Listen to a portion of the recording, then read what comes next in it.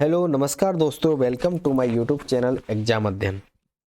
आज हम दिसंबर 2024 माह का संपूर्ण करंट अफेयर पढ़ रहे हैं, जिसमें स्टैटिक नॉलेज जैसे कि कुछ एग्जाम्पल के तौर पर किसी मिनिस्ट्री के बारे में पढ़ा, तो उसका कौन सा मिनिस्टर है, उसकी कौन कौन सी योजनाएं चल रही हैं, जैसे ILO वगैरह जो संस्था होती है, UN संस्था होती है, उसके बारे में पढ़ेंगे। तो इसके डे कब मनाया जाता है, संस्था की स्थापना कब हुई है, उसका हेडक्वार्टर कहाँ पर है, उसका हेड कौन है।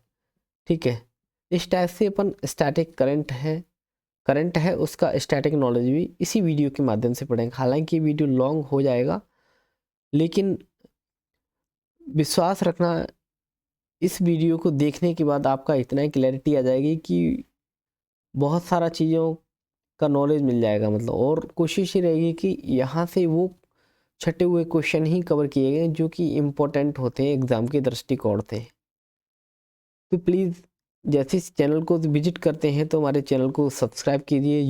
एग्ज़ाम अध्ययन के नाम से ये चैनल है, इस पे वीडियो अपलोड किए जाते हैं। तो पहले क्वेश्चन से शुरुआत करते हैं, बहुत ही महत्वपूर्ण क्वेश्चन है। जैसे कि भारत को गणतंत्र बने 75 वर्ष पूरे होने के उपलक्ष्य में कौन सा अभियान शुरू किया गया है।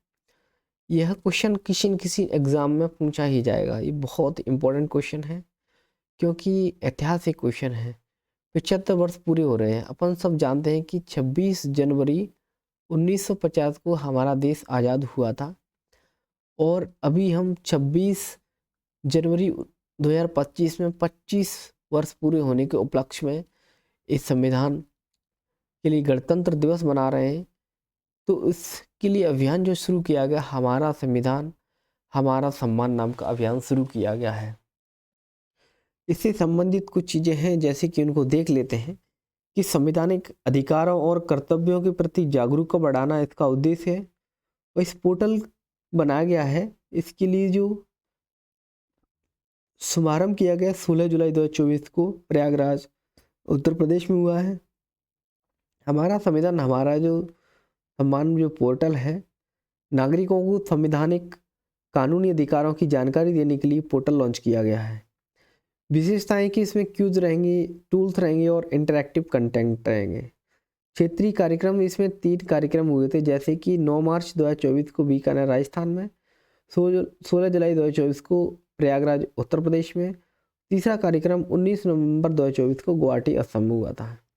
इस अभियान के कुछ उप अभियान है, जैसे कि अभियान तो ये हो गया हमारा संविधान हमारा सम्मान।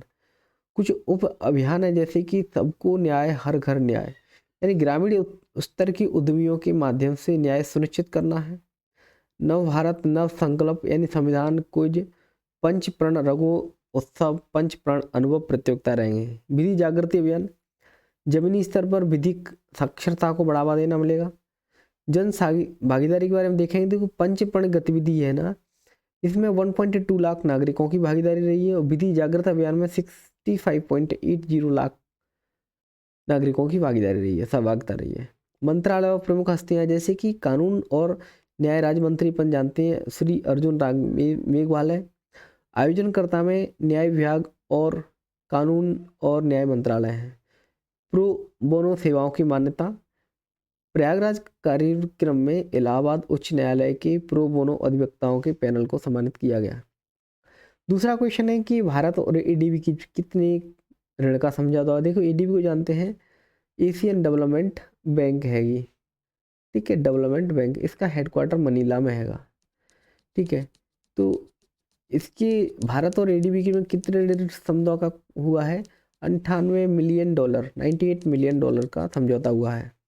अगला है विदेश मंत्री जयशंकर।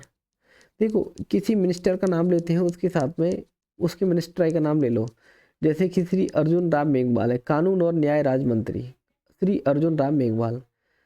श्री S जयशंकर की बात करें तो विदेश मंत्री श्री S जयशंकर, इन्होंने भारतीय दूतावास है, कहाँ, भारतीय दूतावास के नए भवन का उद्घाटन किया है, रोम में, इटली में। ICC के सबसे विवादाध्यक्ष कौन बने हैं, जयशाह जी बने। ये बहुत ही महत्वपूर्ण क्वेश्चन है और निश्चित ही किसी न किसी एग्जाम में पूछा जाएगा, है ना। तो ICC के सबसे विवादित जयशाह, देखो जैसा जी के बारे में यहाँ पे लिखा हुआ है 2019 से बीसीसीआई की सचिव के रूप में कार्यरत हैं। गुजरात क्रिकेट एसोसिएशन में जिला और राज्य स्तर के क्रिकेट प्रशासक के रूप में अनुभव है।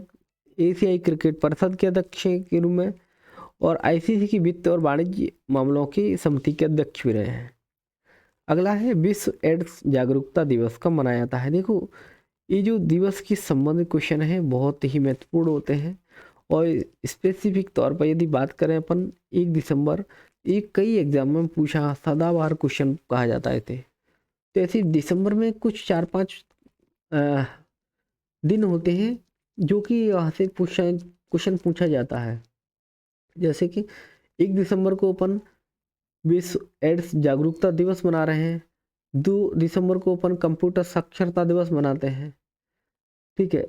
और 10 दिसंबर को क्या मनाते हैं अपन, ह्यूमन राइट्स कमीशन डे, जो कि अंतर्राष्ट्रीय मानव अधिकार दिवस मनाते हैं। 22 दिसंबर को राष्ट्रीय गणित दिवस रामानुजन की याद में मनाते हैं। 24 दिसंबर को अपन किसान दिवस मनाते हैं, श्री चौधरी चरण सिंह भारतीय पूर्व प्रधानमंत्री के यादगार में। 25 दिसंबर को अपन भारत की पूर्व प्रधानमंत्री श्री अटल बिहारी वाजपेयी जी के जन्मदिन पर अपन विश्व सुशासन दिवस मनाते हैं 25 दिसंबर। तो इस प्रकार से ये दिसंबर बहुत ही महत्वपूर्ण दिनों का माह है। तो आइए इसी को देखते हुए अपन एड्स से संबंधित बहुत संपूर्ण जानकारी है तो इसको देख लेते हैं। देखो एड्स के बारे में बात करें अपन 1988 में जेम्स डब्ल्यू वुन और थॉमस नेटर जो कि WHO के सूचना अधिकारी थे, इन्होंने विश्व एड्स की शुरुआत करते हैं। इसके माध्यम से HIV और एड्स के शुरुआती प्रकोप के दौरान जागरूकता बढ़ाने की पहल की गई थी। यह दिन HIV एड्स से जुड़े वैज्ञानिक अनुसंधान नीतियों प्रभावित लोगों के अधिकारों की वकालत के लिए एक महत्वपूर्ण मंच बन गया था। HIV एड्स एक वैश्विक परिप्रेक्ष्य इसमें देखा है तो वर्तमान स्थिति दुनिया भर में 2010 से नए HIV संक्रमण में 39% की कमी आई है। देखो 95 99993 बोलते हैं इसको, लक्ष्य क्या होता है 95 पहले 95 का, तो 95% पॉजिटिव जो व्यक्ति हैं अपनी स्थिति को जानते हो, 95% निदान प्राप्त लोग एंटी रेट्रोवायरल थेरेपी ले रहे हो और तीसरा 95% का मतलब वायरल लोड दबा हुआ हो। हालांकि कलंक, विधवा, असमानता एड्स उन्मूलन में बाधा बनती है। भारत में HIV एड्स उपलब्धियां चुनौतियां, देखो महत्वपूर्ण आंकड़ों का देखा जाता है तो 2.5 मिलियन से अधिक लोग भारत में HIV के साथ जी रहे हैं जो कि 0.2 वयस्क HIV प्रसार दर है। 2010 की तुलना में नए संक्रमणों में 44% की कमी आई है।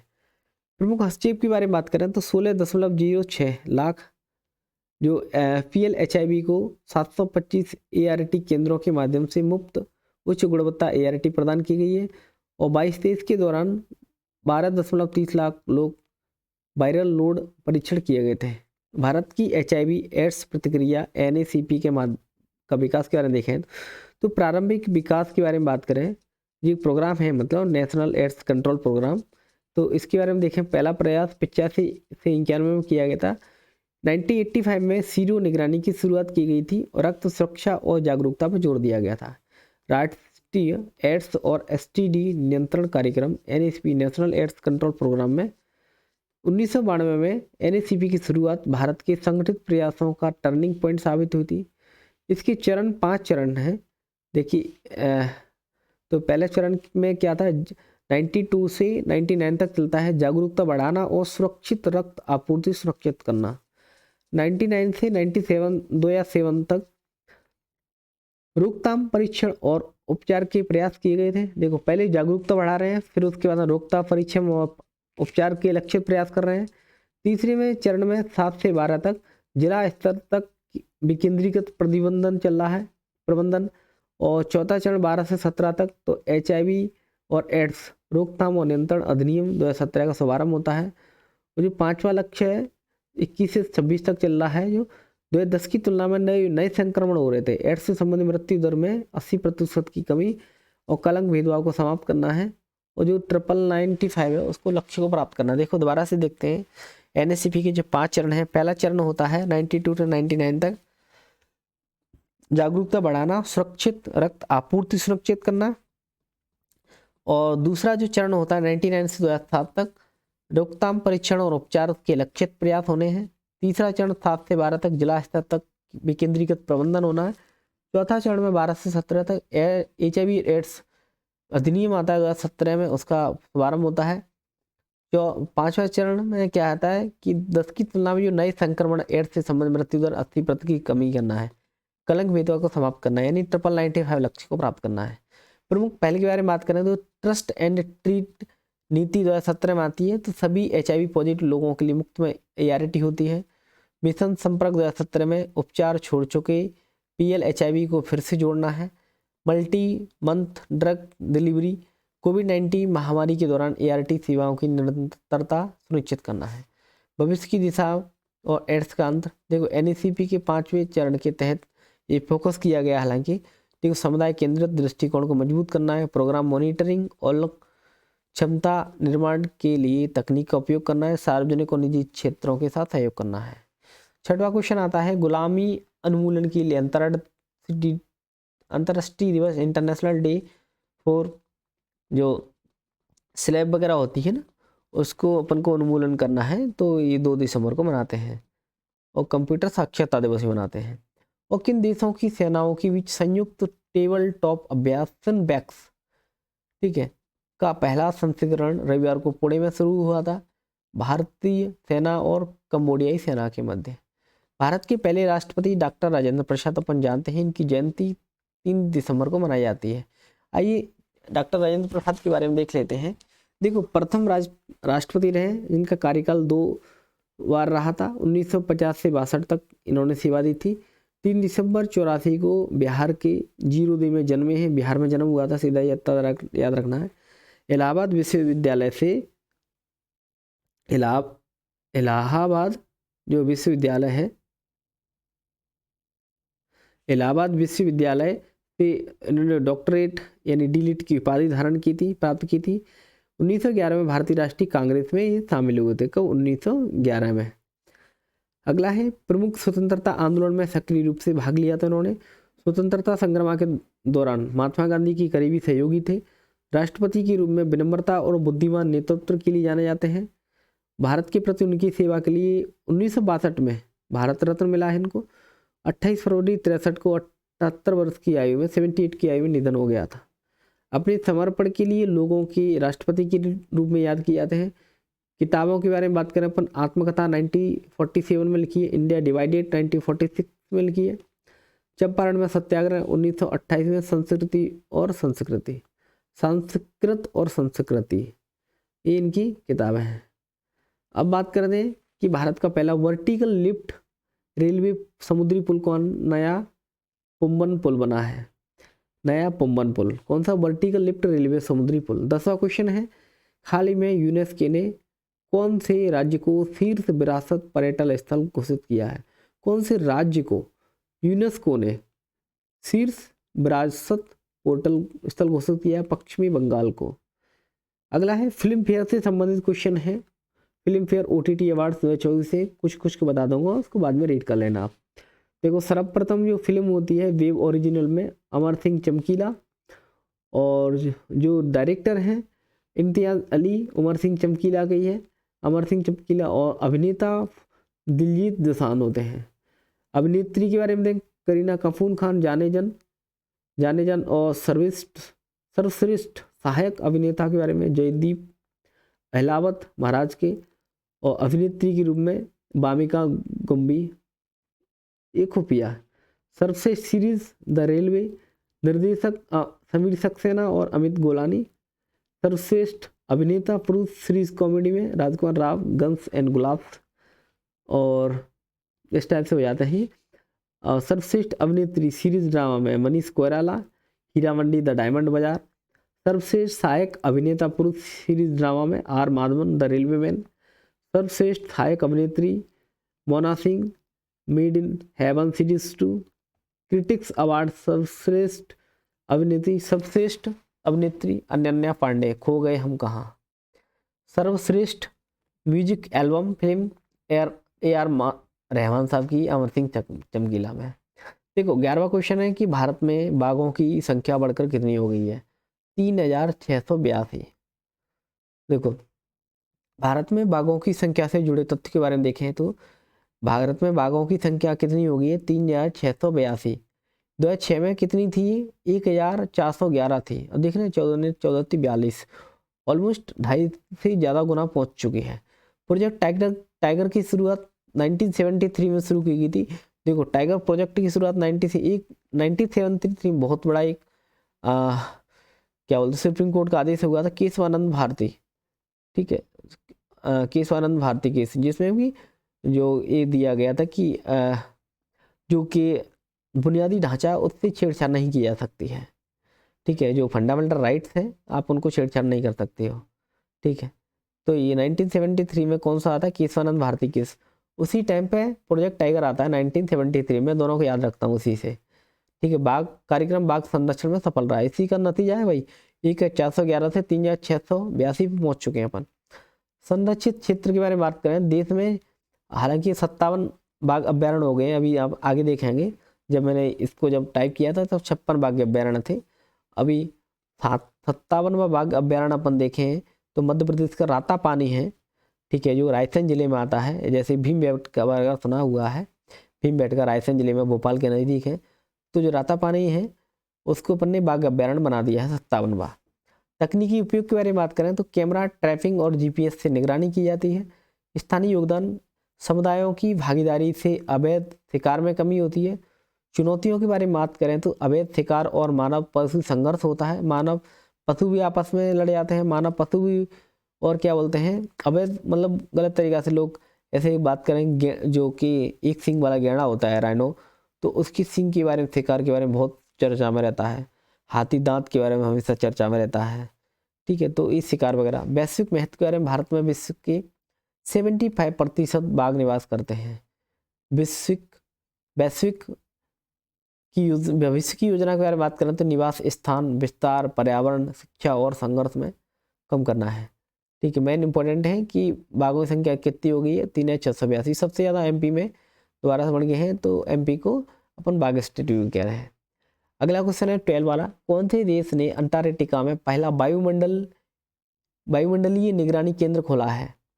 अंटार्कटिका में, देखो अंटार्कटिका, अंटार्कटिका जो पृथ्वी का जो दक्षिणी ध्रुव होता है अंटार्कटिका होता है, चीन आंसर होगा इसका। भारतीय नौसेना दिवस कब मनाया था? 4 दिसंबर को। तो अभी देखा था, सबसे पहला एड्स डे होता है, ठीक है, एड्स के प्रति जागरूकता के लिए। 2 दिसंबर को कंप्यूटर साक्षरता दिवस मनाते हैं। और अपने भारत के पूर्व जो राष्ट्रपति होते हैं, ठीक है, डॉक्टर सर्वपल्ली राधाकृष्णन, ठीक है, तो उनका भी जन्मदिन होता है। और अगला होता है कंप्यूटर साक्षरता दिवस भी मनाते हैं। और बात करें अपन कौन सा, 4 दिसंबर को नौसेना दिवस भी मनाते हैं। देखो इसके देखते हैं 97 के बारे में बात की है। भारत पाक युद्ध में नौसेना की बहादुरी, खासकर ऑपरेशन ट्राइडेंट की सफलता का सम्मान करता है। 24 का विषय है नवाचार और स्वदेशीकरण के माध्यम से शक्ति और क्षमता, जो आत्मनिर्भरता और तकनीकी प्रगति पर जोर देता है।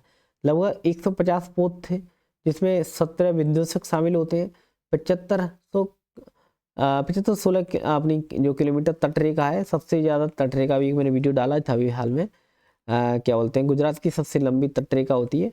अपनी पूरी भारत की जो तटरेखा है, 9 स्टेट होते हैं जिनकी तटरेखा 7500 किलोमीटर होती है। 20 लाख वर्ग किलोमीटर से अधिक विशिष्ट आर्थिक क्षेत्र की रक्षा करते हैं, ठीक है। तो 4 दिसंबर को क्या मनाते हैं अपन? नौसेना दिवस मनाते हैं, भारतीय नौसेना। 14 क्वेश्चन आता है कि तीसरी बार महाराष्ट्र के मुख्यमंत्री के रूप में शपथ किसने ली है? देवेंद्र फडणवीस ने ली है। 15वां क्वेश्चन है, केंद्र ने निष्पक्ष व्यापार और उपभोक्ता संरक्षण के लिए कौन सा पोर्टल लॉन्च किया है? ई मैप पोर्टल लॉन्च किया है। किसने? जनरेटिव एआई को बढ़ावा देने के लिए नोवा फाउंडेशन मॉडल को किसने लॉन्च किया है? अमेजन ने। PMSGMY भारत की सबसे बड़ी रूफटॉप सोलर परियोजना, मार्च 27 तक कितना लक्ष्य रखा है इसका? 1 करोड़ इंस्टॉलेशन का रखा है। प्रधानमंत्री सोलर ग्रामीण है ना, ये योजना होती है।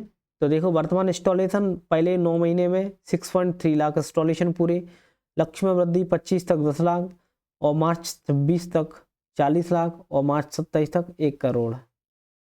अगला है PMG दिशा, प्रधानमंत्री ग्रामीण जो डिजिटल साक्षरता एक होता है, इसका फुल फॉर्म। 31 मार्च 24 से पहले कितने 6.39 करोड़ व्यक्तियों को डिजिटल साक्षरता में प्रशिक्षित कर अपने लक्ष्य को प्राप्त किया है? 6.39, ठीक है, ये लिख लिया, कितने व्यक्तियों को डिजिटल साक्षरता में प्रशिक्षित किया है पीएमजी दिशा के माध्यम से? 6.39 करोड़ लोगों को। नामीबिया की नई और पहली महिला राष्ट्रपति, जैसे देखा था ना जो कि एक कैटलीना बनी थी, है ना, तो इसी टाइप से एमपीपीसी पहले जो महिला होती है उससे संबंधित क्वेश्चन अक्सर पूछता ही है। तो नामीबिया एक अफ्रीकन कंट्री है, इसकी नई और पहली महिला राष्ट्रपति कौन बनी है? निटुम्बो नंदी नदेतबाहा, यानी NNN, है ना, निटुम्बो नंदी नदेतबाहा। 20वां क्वेश्चन है, किसने अन्ना चक्र और स्कैन पोर्टल लॉन्च किया है? प्रहलाद जोशी ने। दुनिया की सबसे खराब एयरलाइंस में इंडिगो का नाम कहाँ है?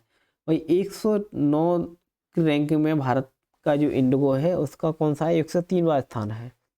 मृदा दिवस कब मनाते हैं? 5 दिसंबर को मनाते हैं। देखो मृदा के बारे में बहुत कुछ डाल दिया है, आपको आवश्यकता पड़े पढ़ लेना, कुछ थोड़ा सा देखते हैं। पर 2002 की बारे में बात करें तो अंतर्राष्ट्रीय मृदा विज्ञान संघ होता है, उसने मृदा दिवस की स्थापना पर विचार पेश किया था। 2013 में जो फूड एंड एग्रीकल्चर ऑर्गेनाइजेशन होती है उसकी सम्मेलन ने सर्वसम्मति से इसका समर्थन किया था। FAO का हेडक्वार्टर रोम में होता है। 2014 के बारे में बात करें तो संयुक्त राष्ट्र महासभा ने 5 दिसंबर को पहला 2014 में 5 दिसंबर को पहला विश्व मृदा दिवस घोषित किया था। तो ये क्वेश्चन यही रहेगा, मृदा दिवस कब मनाया जाता है? 5 दिसंबर को। महत्वपूर्ण तिथि है कि 5 दिसंबर थाईलैंड के राजा भूमिबोल अदुल्यादेश के जन्मदिन के सम्मान में इस दिन को चुना गया, जिन्होंने मृदा संरक्षण के बहुत प्रयास किए थे, थाईलैंड के राजा ने। और विश्व मृदा दिवस 24 की थीम के बारे में बात करें अपन, मिट्टी की देखभाल, मापें, निगरानी करें और उसका प्रबंध करें। थीम मिट्टी की सटीक डेटा के महत्व पर जोर देती है, जिससे इसकी विशेषताओं को समझा जा सके और स्थायी प्रबंधन के माध्यम से खाद्य सुरक्षा सुनिश्चित किया सके। देखो मिट्टी महत्वपूर्ण क्यों होती है? अपन जानते हैं कि जो पौधों का आधार है, यानी पौधे और पेड़ों के लिए पोषक तत्व चाहिए, पानी चाहिए, खनिज मृदा चाहिए, जो खनिज वगैरह चाहिए ये मिट्टी से मिलते हैं। जीवों को अगर देखो लाखों, अपन लोग तो बढ़िया टाइल्सों पर आराम से सजावट कर लेते हैं, सीमेंटेड प्लास्टर वगैरह कर लेते हैं, ऐसे घरों पर रहते हैं, लेकिन जीव होते हैं भाई वो मिट्टी में रहते हैं। तो लाखों सूक्ष्म जीव, कीड़े, जानवरों का निवास स्थान होता है। खाद्य उत्पादन 95% खाद्य उत्पादन मिट्टी पर ही डिपेंड करता है। भाई वहाँ की मिट्टी बंजर हो जाती है, वहाँ पर कोई खाद्य उत्पादन नहीं होता है, ठीक है।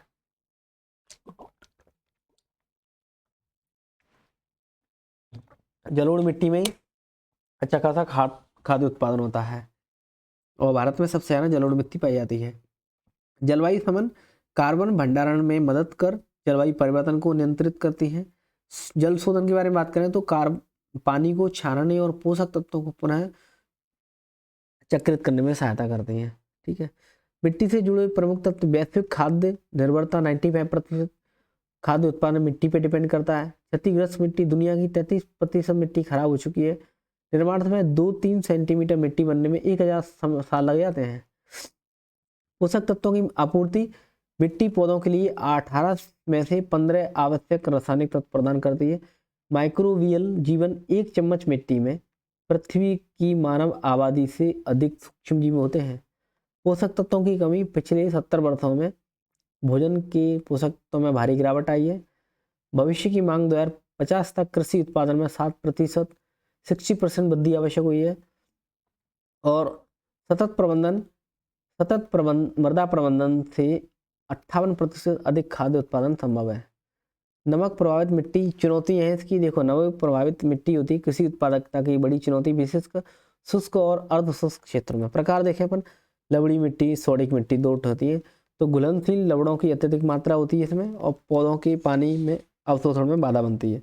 सोडिक में सोडियम आयनों की अधिकता से मिट्टी की संरचना खराब होती है और जल वृद्धि में बाधा उत्पन्न होती है। कारण क्या है? देखो प्राकृतिक में शुष्क और तटीय क्षेत्रों में स्वाभाविक रूप से नमक की अधिकता होती है, इस कारण से। और मानवीय में अस्थिर कृषि प्रथाएं, जलवायु परिवर्तन।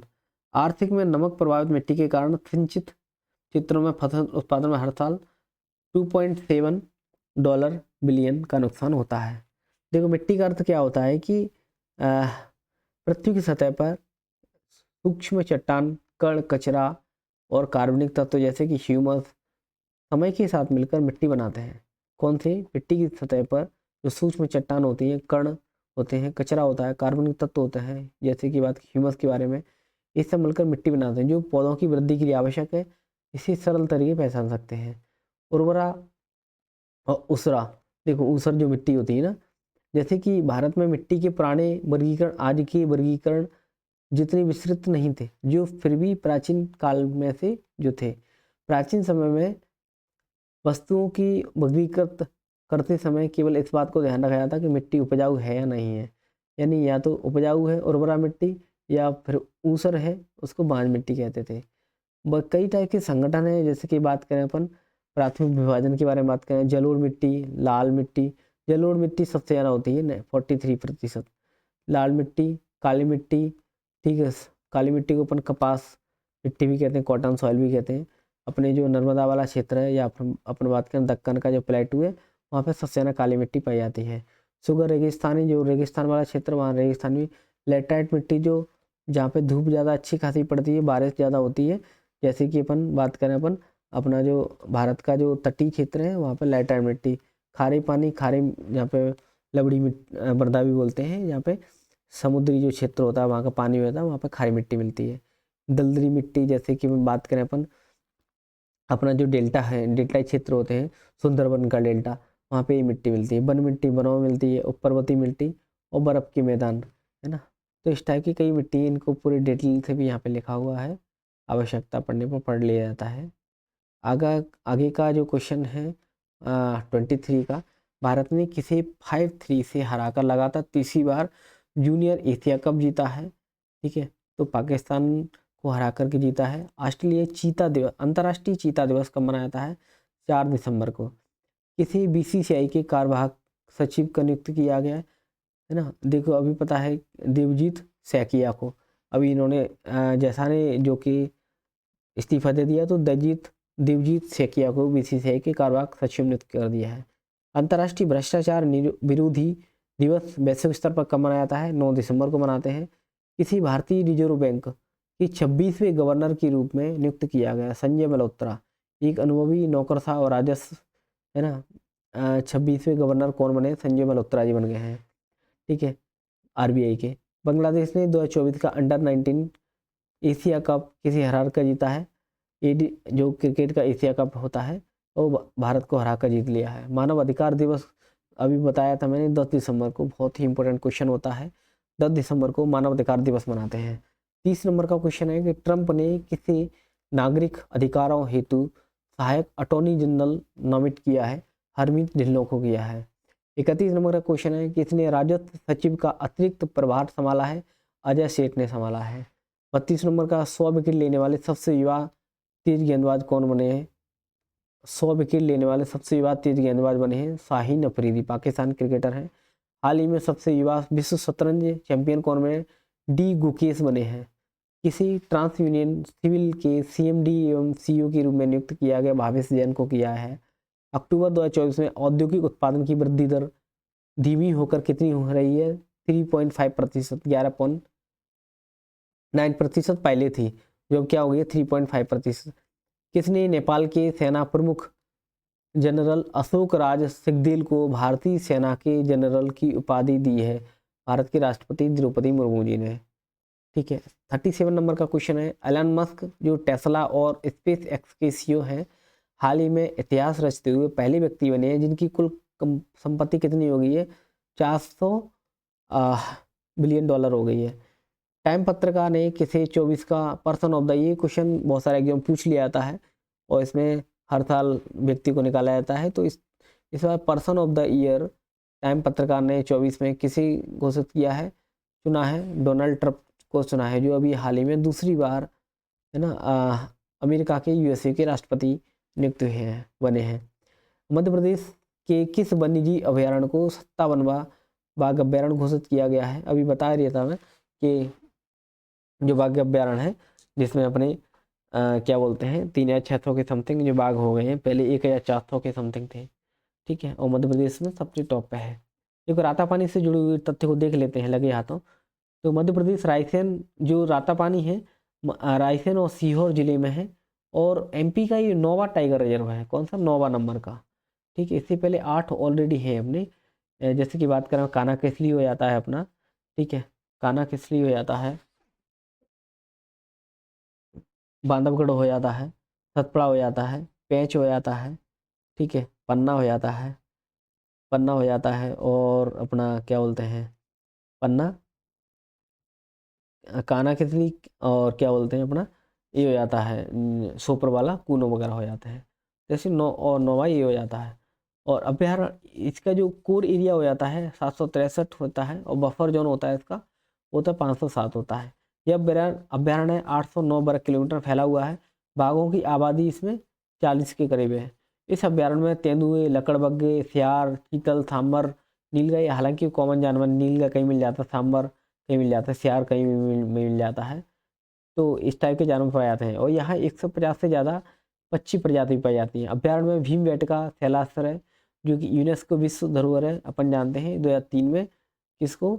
एमपी की 3 साइट है जो कि यूनेस्को की विश्व धरोहर अपन को पता है। देखो 1989, और फिर आती है कौन सा 1989, और उसके बाद में 2000 और 2003। ठीक है, 3 साइड होती हैं। सबसे पहले कौन कौन सी होती हैं अपनी? खजुराहो को बना दिया जाता है, खजुराहो और भीमबेटका और सांची। ठीक है, सबसे जो पुराना है उसको सबसे बाद में जोड़ा गया है भीमबेटका को। ठीक है, उससे पहले कौन था? सांची था, तो 2000 के समथिंग। और 1989 में कौन बना है? भीमबेटका को, सॉरी खजुराहो को ये क्या बोलते हैं विश्व धरोहर में शामिल किया गया। तो यहाँ पे जो भीमबेटका है वो इसी अभ्यारण्य में है। 2003 में इसको यूनेस्को की विश्व धरोहर में शामिल किया गया था। इस अभ्यारण्य को वन्य जीव अधिनियम 1972 की धारा 38 के तहत भारत बाघ अभ्यारण्य घोषित किया गया है। ठीक है, कौन सी क्वेश्चन आ जाता है कि भाई कि बाघ अभ्यारण्य तो घोषित कर रहे हैं, कैसे घोषित कर रहे हैं? देखो अभ्यारण्य को वन्य जीव अभ्यारण्य अधिनियम 1972 में आता है, तो उसकी धारा 38 फिफ्थ के अंतर्गत अपन किसी जगह को बाघ अभ्यारण्य घोषित कर देते हैं। ठीक है, भारत का ऐसे जो एमपी का पहला अभ्यारण्य कान्हा हैगा। ठीक है, इस अभ्यारण्य को टाइगर रिजर्व घोषित करने का फैसला मध्य प्रदेश उच्च न्यायालय में चल रही जनहित याचिका के दौरान किया गया था। देखो इसकी परिभाषा देखें अपन। बाघ अभ्यारण्य प्रोजेक्ट टाइगर 1973 के तहत विशेष रूप से नामित क्षेत्र है जिसका उद्देश्य बाघ और उनके आवास का संरक्षण करना है। और प्रत्येक अभ्यारण्य में शामिल होते हैं कोर क्षेत्र और बफर क्षेत्र। देखो कानूनी रूप से राष्ट्रीय उद्यान अभ्यारण्य के रूप में नामित होता है जहां मानव गतिविधियां न्यूनतम होती हैं। बफर जोन वनों और गैर वन भूमि का मिश्रण होता है जो वन्य जीवों और मानवीय गतिविधियों के बीच संक्रमण क्षेत्र के रूप में कार्य करता है। वर्तमान में भारत के 57 बाघ अभ्यारण्य हैं। ठीक है, इनका 82,000 वर्ग किलोमीटर क्षेत्र में फैले हैं जो देश के भूगोल का 2.3 यानी जो भारत का जो क्षेत्रफल 2.4% पूरे वर्ल्ड का है। और जो 2.3% पर केवल क्या हुआ है अपना बाघ अभ्यारण्य भारत के पे। ठीक है, 3,32,287 वर्ग किलोमीटर है जो उसका 2.3 है। और इसके लिए कैसे घोषित होते हैं? देखो राज्य स्तरीय पहचान होती है पहले। बाघों की जनसंख्या उपयुक्त आवास वाले क्षेत्रों का पारस्परिक मूल्यांकन के आधार पर होता है। फिर प्रस्ताव जमा होता है, राज्य सरकार प्रस्तावित विस्तृत प्रस्ताव बना करके राष्ट्रीय बाघ संरक्षण प्राधिकरण को भेजती है जो समीक्षा कर पर्यावरण मंत्रालय को भेजता है। कानून अधिसूचना जन आपत्तियों के समाधान के बाद राज्य सरकार वन्यजीव संरक्षण अधिनियम 72 की धारा 38 के तहत अंतिम सूचना अधिसूचना जारी करता है। प्रबंधन, अभी इस योजना के बारे में बात करें, आवास सुधार, शिकार रोधी उपाय, सामुदायिक भागीदारी आधारित योजना बनाई जाती है। इन्हें टाइगर प्रोजेक्ट के तहत केंद्रीय सहायता दी जाती है। इनका महत्व क्या है? देखो पारिस्थितिक लाभ, अम्ब्रेला और जलवायु लाभ। पारिस्थितिक लाभ में क्या होता है? शीर्ष शिकारी होने के कारण बाघ पारिस्थितिक तंत्र को संतुलित रखते हैं और जैव विविधता बनाए रखते हैं। अम्ब्रेला प्रभाव के बारे में बात करें अपन, यानी पारिस्थितिक मतलब ये इसको खाता है, ये इसको खाता है, ऐसा मतलब अपन पढ़ते ना बचपन में, हिरन शेर, बाघ शेर को खाता है, शेर घास को खाता है। ठीक है, और टिड्डा वगैरह ऐसा है ना। अम्ब्रेला प्रभाव में भागों का संरक्षण सहिष्णुता वाली प्रजातियों और पारिस्थितिक तंत्र को लाभ पहुंचाता है। जलवायु लाभ के बारे में बात करें तो नेचर में प्रकाशित 2023 के एक अध्ययन के अनुसार 7 से 20 के बीच बाघों अभ्यारण्य में 5800 हेक्टेयर वन कटाई से रोका है और जिससे 10 lakh metric tonne carbon dioxide का भी उत्सर्जन कम हुआ है। ऐतिहासिक संबंध और वर्तमान प्रासंगिकता के बारे में बात करें अपन तो स्वतंत्रता के बाद शिकार और आवास हानि के कारण भारत में बाघों की जनसंख्या में भारी गिरावट आई थी। 1973 में प्रोजेक्ट टाइगर बनता है तो 9 अभ्यारण्यों की शुरुआत की जाती है।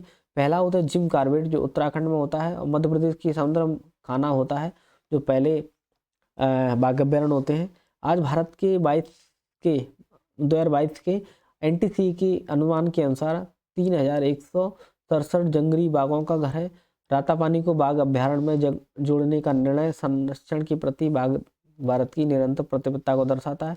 पारिस्थितिक संतुलन बनाए रखने और जलवायु परिवर्तन के प्रभाव को, ये 4000 के समथिंग है ना। और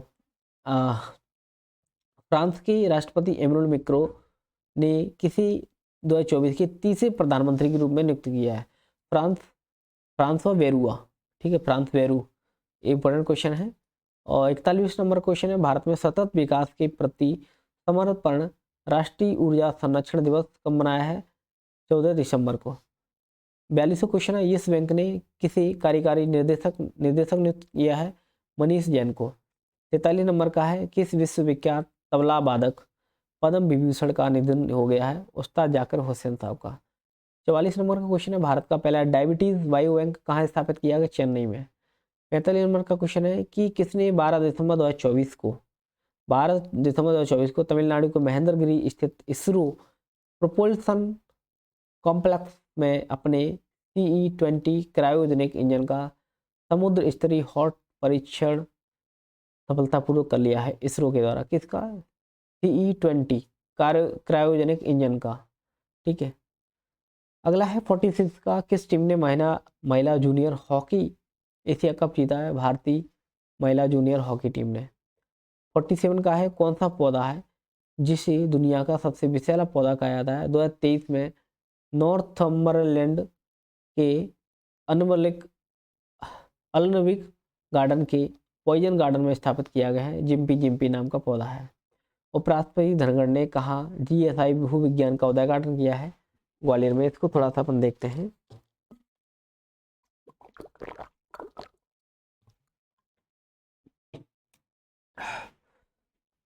देखो, उपराष्ट्रपति धनखड़ साहब अभी ग्वालियर आए थे, इन्होंने GSI भूविज्ञान संग्रहालय का उद्घाटन किया था ग्वालियर में। इसके अवलोकन देखते हैं अपन। यह म्यूजियम मध्य प्रदेश के ग्वालियर से विक्टोरिया मार्केट बिल्डिंग में है। संग्रहालय पृथ्वी के भूवैज्ञानिक इतिहास को दर्शाता है, जिसमें इंटरैक्टिव प्रदर्शनी और दुर्लभ भूवैज्ञानिक नमूने शामिल होते हैं। प्रदर्शनी गैलरी के बारे में बात करें, 2 गैलरी होती है इसमें। पहला है प्लेनेट अर्थ यानी विविधता में विशिष्टता। पृथ्वी के भूवैज्ञानिक घटनाओं जैसे कि ज्वालामुखी, उल्कापिंड और चुंबकीय क्षेत्रों पर केंद्रित है। इसमें अंटार्कटिका की चट्टानें, रत्न, जापान के ज्वालामुखी चट्टानों और डायनासोर के अंडे जैसे दुर्लभ नमूने प्रदर्शित होते हैं। इंटरैक्टिव मॉडल, मल्टीमीडिया डिस्प्ले और डिजिटल स्टोरीबोर्ड भी शामिल होते हैं इसमें, ठीक है। और पृथ्वी पर जीवन का विकास, एक गैलरी 2 है, तो पृथ्वी पर जीवन के इतिहास का वर्णन करती है, जिसमें प्राचीन पारिस्थितिकी तंत्र से लेकर मानव विकास तक का सफर दिखाया गया है। इसमें जीवाश्म इमर्सिव प्रदर्शनी, विलुप्त की गई घटनाओं के साथ साथ फिर विकास प्रक्रिया पर निगरानी दी गई है, जानकारी दी गई है। विशेष योगदान सम्मान श्री सतीश चंद्र दुबे ने संग्रहालय का पहला टिकट जारी किया। इससे के आधिकारिक उद्घाटन को चिन्हित किया गया। और MS यूनिवर्सिटी बड़ौदा के सेवानिवृत्त प्रोफेसर श्री RV करंत को रतन गैलरी में उनके योगदान और उनके व्यक्तिगत रतन संग्रहालय को दान करने के लिए सम्मानित किया गया। भविष्य के लक्ष्य और प्रभाव, यह संग्रहालय शोधकर्ताओं, शिक्षकों और भूविज्ञान प्रेमियों के लिए महत्वपूर्ण संसाधन बनने का लक्ष्य रखता है। यह पृथ्वी की प्रक्रियाओं सतत विकास में उनके महत्व को गहराई से समझाने का प्रोत्साहित करता है। यह संग्रहालय भूवैज्ञानिक अन्वेषण और संसाधन प्रबंधन के माध्यम से वैज्ञानिक ज्ञान को आगे बढ़ाने और भारत के विकास में GSI की प्रतिबद्धता को दर्शाता है। 49वें क्वेश्चन के बारे में देखें। अयोध्या में राम मंदिर परियोजना किसके द्वारा स्क्वाड ऑफ ऑनर पुरस्कार से सम्मानित किया गया है? ब्रिटिश सेफ्टी काउंसिल के द्वारा। ब्रिटिश सेफ्टी काउंसिल के द्वारा किसको? राम मंदिर परियोजना को स्क्वाड और ऑनर स्वॉर्ड ऑफ ऑनर पुरस्कार से सम्मानित किसको सम्मान किया? ब्रिटिश सेफ्टी काउंसिल ने। किसने सबसे तेज टेस्ट शतक 96 गेंद का रिकॉर्ड बनाया है? ये जो महिला क्रिकेटर है न्यूजीलैंड की नेट साइबर ब्रंट ने। 51 कौन एसबीआई के नए प्रबंध निदेशक बने हैं? राम मोहन राव अमारा। ठीक है, देखो भारतीय स्टेट बैंक का भारत का सबसे बड़ा सार्वजनिक क्षेत्र का बैंक है, मुख्यालय मुंबई महाराष्ट्र में। एसबीआई भारत के बैंकिंग क्षेत्र और वित्तीय पहलों की महत्वपूर्ण भूमिका निभाता है। एसबीआई के नेतृत्व में एक अध्यक्ष और 4 प्रबंध निदेशक शामिल होते हैं। 52 का क्वेश्चन है, अंतर्राष्ट्रीय मानव एकजुटता दिवस कब मनाया जाता है? 20 दिसंबर को। भारतीय सेना के ऑपरेशन विजय के बाद 19 दिसंबर 61 को कौन सा राज्य भारत का हिस्सा बना था? गोवा। कई टाइप से क्वेश्चन पूछ सकते हैं भाई। गोवा का जो मुक्ति दिवस कब मनाते हैं? 19 दिसंबर को मनाते हैं। गोवा में मुक्ति दिवस के लिए गोवा मुक्ति के लिए कौन सा ऑपरेशन चलाया गया था? ऑपरेशन विजय। भारतीय सेना के ऑपरेशन विजय के बाद 19 दिसंबर 1961 को कौन सा राज्य बनाया गया था? गोवा। विश्व 21 दिसंबर 2024 को पहली बार कौन सा दिवस के रूप में मनाएगा? विश्व ध्यान दिवस मनाएगा 21 दिसंबर 2024 को। इंपॉर्टेंट क्वेश्चन है, 21 दिसंबर 2024 को पहली बार कौन सा दिवस के रूप में मनाएगा? विश्व ध्यान दिवस। ठीक है, 21 जून को कौन सा क्वेश्चन दिवस मनाते हैं? अपन पता है 2015 से शुरुआत हुआ है ना, जल्दी बताओ। 21 जून को अपन मनाते हैं योगा दिवस, है ना, भारत अंतर्राष्ट्रीय योगा दिवस। ठीक है, बहुत अच्छी वोटों से यूएन में इसकी वोटिंग हुई थी। ठीक है, और इसको समर्थन मिला था। ठीक है, तो 21 जून को योगा दिवस। अपन जानते हैं कि जो सूर्य उदय कर्क रेखा पे 21 दिसंबर को आता है, सबसे बड़ा दिन होता है अपना जो नॉर्थ वाला जो है ना गोलार्ध, उत्तरी गोलार्ध का। ठीक है, तो और 21 दिसंबर को ही सबसे पहला, यहाँ पे थोड़ा किचन में हो गई है। ठीक है, देखो 21 दिसंबर को बात करें तो पहली बार कौन सा दिवस मनाएंगे? विश्व ध्यान दिवस। और 21 जून को कौन सा मनाएंगे? 21 जून को विश्व योगा दिवस। 55वां क्वेश्चन है कि हाल ही में भारतीय क्रिकेटर ने इंटरनेशनल क्रिकेट से संन्यास लिया है। एक क्रिकेटर का नाम है रविचंद्र अश्विन। बहुत इंपॉर्टेंट क्वेश्चन है ना, पूछ लिया जाएगा। बहुत ही शानदार प्लेयर रहे। इनके बारे में लिखा हुआ है कि अश्विन ने भारत ऑस्ट्रेलिया के बीच खेले गए टेस्ट सीरीज के दौरान जो गावा में तीसरा टेस्ट जैसी ड्रॉ होता है 18 दिसंबर 24 को, इसके बाद संन्यास के ऐलान कर देते हैं। अश्विन ने 2010 में डेब्यू किया था और 15 सालों तक क्रिकेट खेला इन्होंने। और अश्विन ने टेस्ट और वनडे तीनों फॉर्मेटों में भारत के लिए शानदार प्रदर्शन किया है। टेस्ट क्रिकेट में 537 विकेट चटकाने वाले अश्विन भारत के दूसरे सबसे ज़्यादा विकेट लेने वाले गेंदबाज हैं। और अश्विन ने 116 वनडे मैचों में 156 विकेट लिए हैं और 65 T20 मैचों में 72 विकेट चटका है। अश्विन ने 2011 का जो वर्ल्ड कप है और 2013 का चैंपियंस ट्रॉफी, ठीक है, इनमें इन्होंने हिस्सा लिया है। भारत पहली बार कब पैरा एथलेटिक्स वर्ल्ड चैंपियंस की मेजबानी करने के लिए तैयार है? 2025 में, यानी 26 सितंबर से 5 अक्टूबर तक 26 सितंबर से 5 अक्टूबर तक पैरा एथलेटिक्स वर्ल्ड चैंपियनशिप चलेगी। ठीक है, बहुत अच्छी बात है भारत के लिए। 57 राष्ट्रीय गणित दिवस कब मनाया जाता है? श्रीनिवास रामानुजन की यादगार में जयंती का प्रतीक होता है 22 दिसंबर को। ठीक है, 22 दिसंबर को। देखो क्वेश्चन देख लेते हैं कि 2012 में भारत के जो पूर्व प्रधानमंत्री इनका हाल ही में निधन भी हो गया है। ठीक है, डॉक्टर मनमोहन सिंह के द्वारा घोषित किया गया था कि अपन 22 दिसंबर को श्री रामानुजन की याद में गणित दिवस मनाएंगे, राष्ट्रीय गणित दिवस। श्री रामानुजन का जन्म 22 दिसंबर 87 को तमिलनाडु के इरोड में हुआ है। ठीक है, हुआ था। उन्होंने अनंत श्रेणी, संख्या सिद्धांत और सतत भिन्नों में क्रांतिकारी योगदान दिया है। 1913 में कैम्ब्रिज यूनिवर्सिटी में GH हार्डी के साथ इन्होंने काम किया। 1918 में रॉयल सोसाइटी के लिए चुने जाने वाले दूसरे भारतीय, इंपॉर्टेंट क्वेश्चन है। ठीक है, इंपॉर्टेंट बात है कि रॉयल सोसाइटी के लिए चुने, बहुत बड़ी बात होती है अपने आप में। इनको रामानुजन को चुना गया और दूसरी भारतीय। 26 अप्रैल 1920 को 20 अप्रैल की 32 उम्र की उनका निधन हो गया था। 12 वर्ष की आयु तक त्रिकोणमिति में महारत हासिल थी इनको। और फिल्म विरासत के बारे में बात करें, रामानुजन की जीवन पर आधारित पुस्तक the man who knew infinity पर 2016 में फिल्म बनाई जा चुकी है इनके ऊपर। 58 नंबर का क्वेश्चन है, कुवैत की सर्वोच्च नागरिक सम्मान द ऑर्डर ऑफ मुबारक अल कबीर से किसे सम्मानित किया गया? वेरी वेरी इंपॉर्टेंट क्वेश्चन है। हमारे देश के माननीय प्रधानमंत्री जी नरेंद्र मोदी जी को ये पुरस्कार मिला है, कुवैत की सर्वोच्च नागरिक सम्मान द ऑर्डर ऑफ मुबारक अल कबीर। ठीक है, अगला इसके बारे में देखें। देखो, कुवैत की राजधानी कुवैत सिटी होती है, कुवैत की मुद्रा कुवैत दीनार होती है, प्रधानमंत्री शेख अहमद नवाफ अल अहमद अल सबा होते हैं, इनके सम्राट होते हैं अमीर नवाफ अल अहमद अल जाबिर अल सबा होते हैं। 59 का क्वेश्चन है, कौन से देश को अंतर्राष्ट्रीय shooting sport federation junior world cup rifle piston shotgun 24 की मेजबानी के लिए चुना गया है? भारत को। देखो, अभी एक और क्वेश्चन देखा था अभी इससे पहले भी अपन ने कि जो भारत को ना पैरा एथलेटिक्स वर्ल्ड चैंपियनशिप के लिए चुना गया है, मेजबानी कर रहा है भारत 2025 में, 26 अक्टूबर 5 अक्टूबर चलेगी। और दूसरा क्वेश्चन है अंतर्राष्ट्रीय शूटिंग स्पोर्ट फेडरेशन, क्योंकि अपन देख रहे हैं कि मनु भाकर वगैरह है, ठीक, बहुत अच्छा प्रदर्शन कर रही है, तो इसके लिए 2025 में भारत को चुना गया है। कौन सी संस्था दिसंबर 2024 में PSLV C60 के माध्यम, अभी देखा था CE20 है ना, तो उनको इसरो ने ही लॉन्च किया था।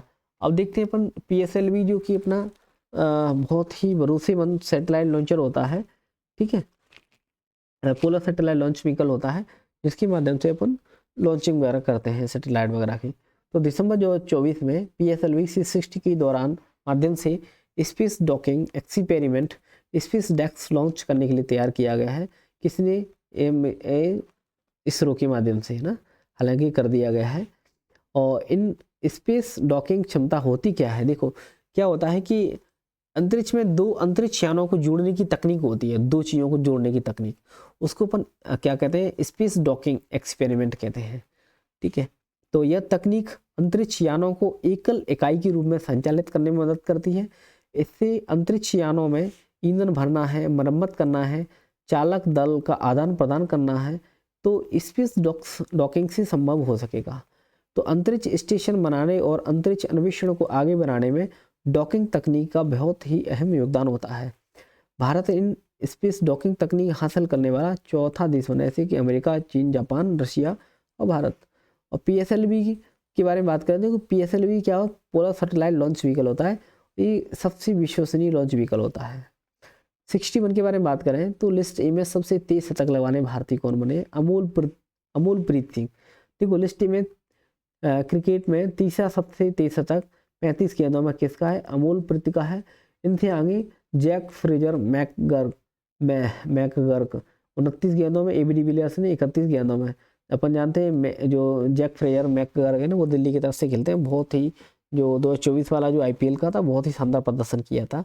इन्होंने 29 गेंदों में शतक बनाया हुआ, सबसे कम बॉलों में शतक, ठीक है। अभी तीसरे सबसे भारत के सबसे तेज और पूरे वर्ल्ड लेवल पर बात किया है क्रिकेट इतिहास की, तो 35 गेंदों में अमोलप्रीत सिंह ने लगाया शतक।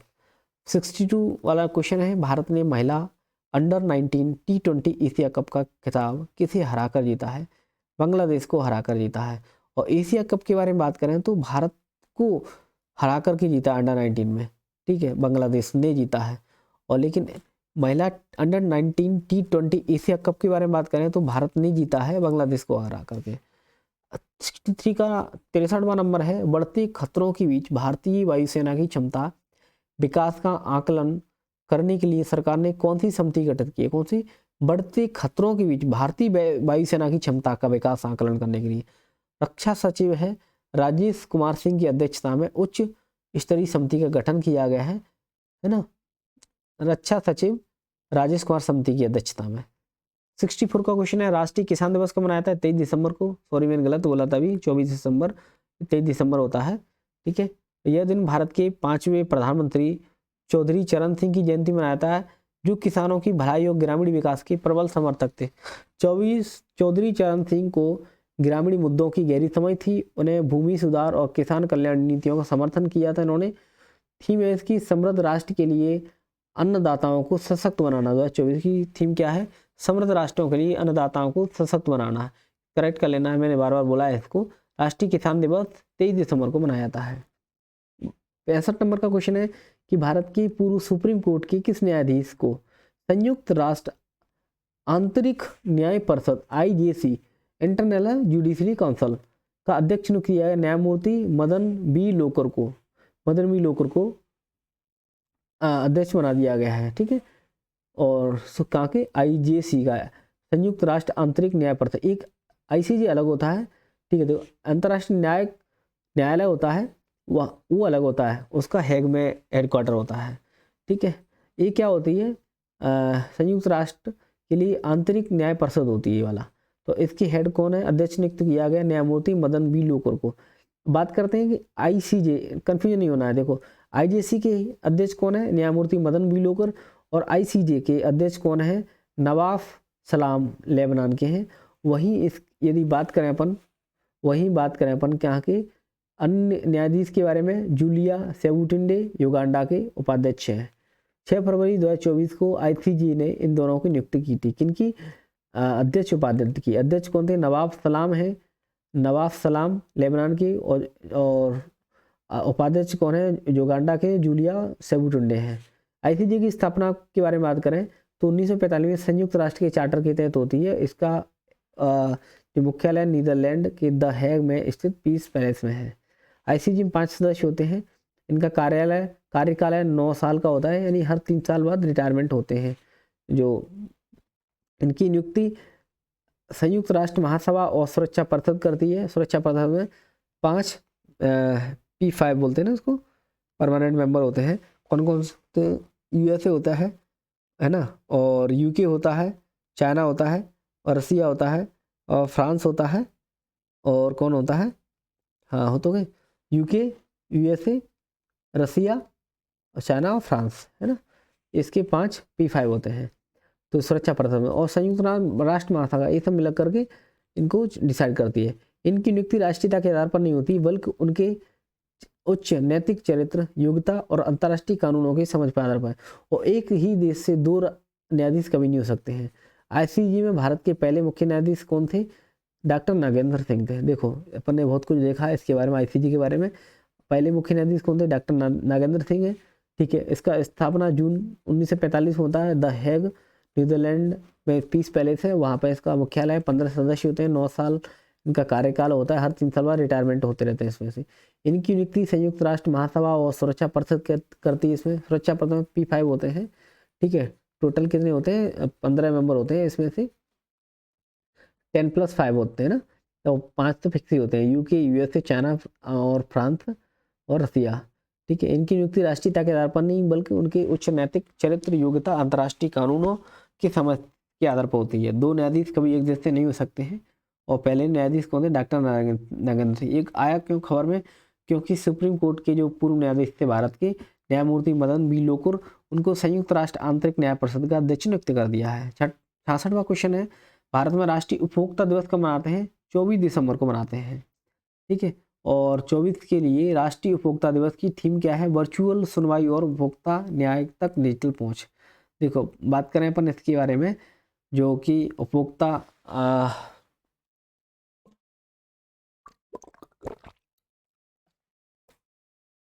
24 के लिए राष्ट्रीय उपभोक्ता दिवस की थीम वर्चुअल सुनवाई और उपभोक्ता न्याय तक डिजिटल पहुंच। 24 की प्रमुख पहलें केंद्रीय मंत्री प्रहलाद जोशी के द्वारा की गई है। जागो ऐप, जागृति डैशबोर्ड, ये किससे संबंधित है, उपभोक्ता से, जो है ना कंज्यूमर राइट्स वगैरह इससे संबंधित है। तो उपभोक्ता जागरूकता और डिजिटल समाधान को बढ़ावा देने के लिए किया गया। पहली बार 2000 में मनाया गया था उपभोक्ता जो दिवस होता है 24 दिसंबर को। ठीक है, और 86 के उपभोक्ता संरक्षण अधिनियम में इसकी स्मृति में हैगा। 19 के उपभोक्ता संरक्षण अधिनियम में ई-कॉमर्स और मध्यस्थता को प्रावधान भी जोड़े गए हैं। अधिकारों के बारे में बात करें तो सुरक्षा का अधिकार, खतरनाक वस्तुओं सेवाओं से सुरक्षा करना है, सूचित होने का अधिकार, उत्पादों और सेवाओं के बारे में सटीक जानकारी, चुनाव का अधिकार, विभिन्न वस्तुओं और सेवाओं में से चुनने का अधिकार, सुने जाने का अधिकार, उपभोक्ता शिकायतों के निवारण के मंच में प्रतिनिधित्व, निवारण का अधिकार, अनुचित प्रथाओं और शोषण के खिलाफ उपचार, उपभोक्ता शिक्षा का अधिकार, उपभोक्ता अधिकार और कर्तव्य के प्रति जागरूकता। उपभोक्ता संरक्षण कानून के बारे में बात करें तो उपभोक्ता संरक्षण कानून 1986 से 2019 में इनको दोबारा से जोड़ा गया था ना। संरक्षण अधिनियम, ई कॉमर्स और मध्यस्थता को ना। परिषदों और विवाद समाधान तंत्र की स्थापना होती है। खाद्य संरक्षण और मानक अधिनियम 2006, खाद्य सुरक्षा और सुनिश्चित करना और मानकों का नियंत्रित करना। कानून मेट्रोलॉजी अधिनियम 2009 में आया था। वजन, माप और व्यापार प्रथाओं के लिए मानक। केंद्रीय उपभोक्ता संरक्षण प्राधिकरण के बारे में बात करें, सीसीपीए के बारे में, उपभोक्ता अधिकारों के उल्लंघन की जांच। विवाद समाधान तंत्र के बारे में बात करें, इसमें 3 तंत्र होते हैं, जिला पे, राज्य पर, राष्ट्रीय पे। जिला में यदि 1 करोड़ तक का विवादों का निपटारा होता है जिला आयोग में, 1 करोड़ से 10 करोड़ के बीच का मामला है तो राज्य आयोग में, और 10 करोड़ से ऊपर का अधिक का विवाद है तो वो राष्ट्रीय आयोग देखता है। इसके लिए गतिविधियों के बारे में बात करें, जागरूकता अभियान, अनुभव साझा करें और खराब उत्पाद अस्वीकार करें। देखो, जागरूकता अभियान, उपभोक्ता अधिकारों को बढ़ावा देने वाले कार्यक्रम में भाग लें, इसका आयोजन करें। अब अनुभव साझा करें, अनुचित प्रथाओं के बारे में ब्लॉग या पोस्ट लिखकर दूसरों को सूचित करें, और खराब उत्पाद को अस्वीकार करें, गुणवत्ता पर जोर दें और खराब वस्तुओं को अस्वीकार कर दें। किसी दक्षिण भारतीय शिक्षा सोसाइटी द्वारा प्रतिष्ठित श्री चंद्रशेखरेंद्र सरस्वती राष्ट्रीय पुरस्कार, उत्कृष्टता पुरस्कार दिया गया, विदेश मंत्री एस जयशंकर साहब को दिया गया है। 69 वाला क्वेश्चन है, वॉल स्ट्रीट जर्नल द्वारा 25 के लिए गो टू ग्लोबल डेस्टिनेशन के रूप में किसे मान्यता दी गई है? मध्य प्रदेश को गो टू ग्लोबल डेस्टिनेशन 2025 के लिए वॉल स्ट्रीट जर्नल द्वारा, ठीक है, मध्य प्रदेश को। 70 नंबर का क्वेश्चन है, मध्य प्रदेश में 10वें अंतर्राष्ट्रीय वन मेले का स्वागत कौन से शहर में हुआ है?